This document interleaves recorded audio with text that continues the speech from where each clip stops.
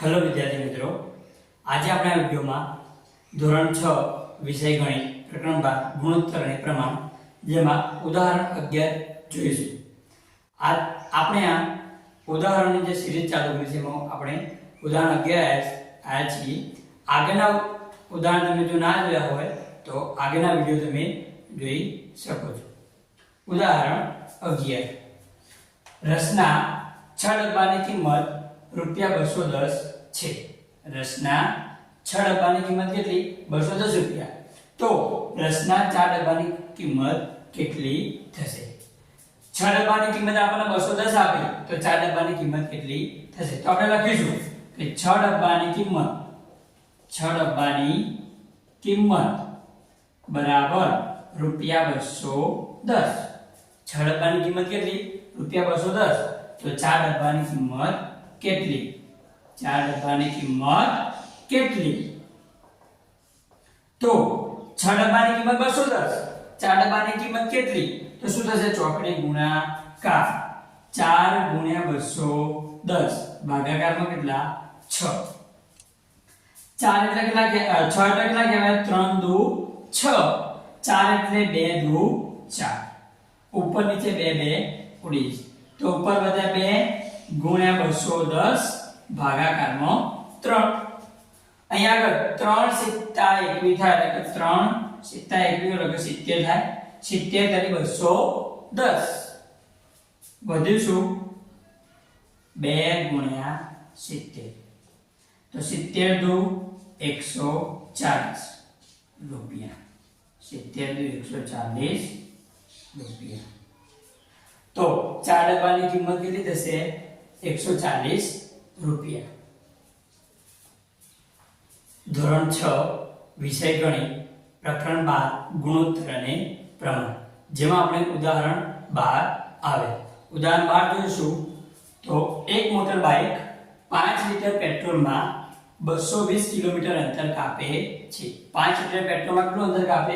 220 kilometre અંતર કાપે છે. તો 1.5 લીટર પેટ્રોલમાં તે કેટલું અંતર કાપશે?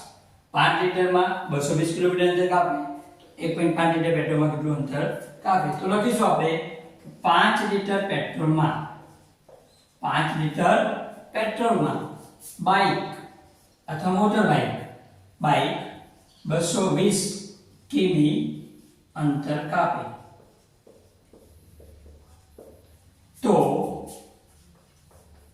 1.5 લીટર પેટ્રોલમાં બાઇક કેટલા કિલોમીટર અંતર કાપે? ઓકે, 5 લીટર પેટ્રોલમાં 220, 1.5 લીટર પેટ્રોલમાં કેટલા? તો શું થશે? ચોકડી ગુણાકાર. 1.5 ગુણ્યા 220 ભાગાકારમાં 5.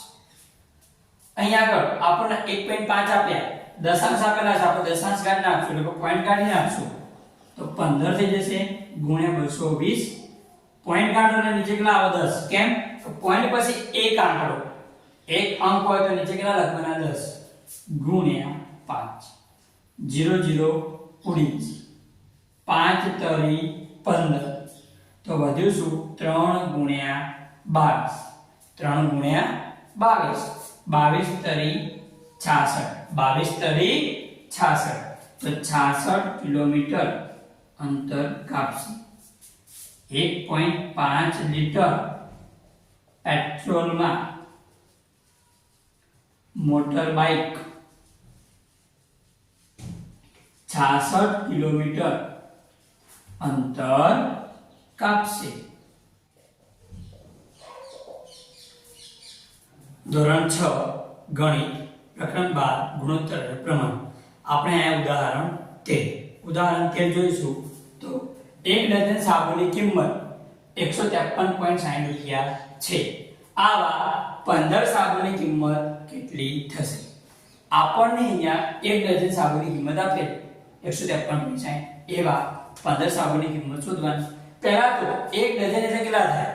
આપણે કેળા લેવા જઈએ છીએ તો આપણને 1 ડઝન કેળા આપે તો 1 ડઝનમાં કેટલા નંગ આવે? 12 નંગ. તો 1 ડઝન બરાબર 1 ડઝન બરાબર કેટલા નંગ થશે 12 નંગ એનો મતલબ એમ કે 12 સાબુની કિંમત 12 સાબુની કિંમત કેટલી તો 153.60 રૂપિયા 153.60 રૂપિયા એ 12 સાબુની કિંમત થઈ તો 15 સાબુની કિંમત કેટલી તો 12 સાબુની કિંમત 153.60 રૂપિયા તો 15 સાબુની કિંમત કેટલી 15 સાબુની કિંમત બરાબર કેટલા અહીંયા આગળ શું થશે ચોકડી ગુણાકાર 15 ગુણ્યા 153.60 ભાગ્યા 12 ભાગાકારમાં લખશું ચલો અહીંયા આગળ પોઈન્ટ પછી બે અંકો આપ્યા તો દશાંશ ઘાત નાખશું તો પોઈન્ટ ઘાત નાખશું તો શું કરશું નીચે કેટલા લખશું 100 કેટલા લખશું 100 15 ગુણ્યા 153 જે હતા પોઈન્ટ ઘાત નાખશું તો કેટલા થશે 15360 નીચે 12 ગુણ્યા કેટલા લખશું 100 100 કેમ લખ્યા પોઈન્ટ પછી બે અંકો કાઢી નાખ્યા તો નીચે કેટલા લખ્યા 100 0 0 અહીંયા આગળ ઉડી જશે 0 0 શું થશે ઉડી જશે તો વધ્યું શું 15 ગુણ્યા 1536 નીચે 12 ગુણ્યા 10 અહીંયા આગળ આપણે ઉડાડવા જઈશું તો 1536 ને 12 વડે ઉડાડી શકશું જોઈએ 1536 ભાગ્યા કેટલા કરીએ 12 12 એકા 12 15 માંથી 12 જાય તો 3 ઉપરથી ઉતારો તગડો 12 દુ 24 12 તને 36 કહેવાય નહીં 12 દુ 24 33 માંથી 24 જાય તો કેટલા વધે 9 ઉપરથી ઉતાર્યા 6 12 નો ઘડિયો 96 12 અઠ્ઠા 96 તો કેટલા આયા 128 તો આ બંનેને ઉડાડશું તો કેટલા થશે 128 અહીંયા આગળ વધુ શું 15 ગુણ્યા 128 ભાગાકારમાં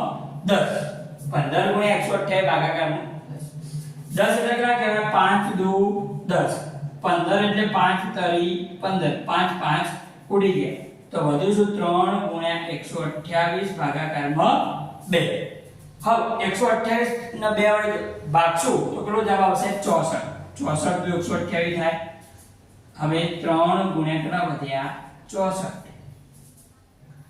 3 ચોક 12 નો બગડો વધી પડી 1 3 છ 18 ને 1 19 192 રૂપિયા કેટલો જવાબ આવ્યો 192 રૂપિયા 15 સાબુની કિંમત કેટલી મળી આપણને 192 રૂપિયા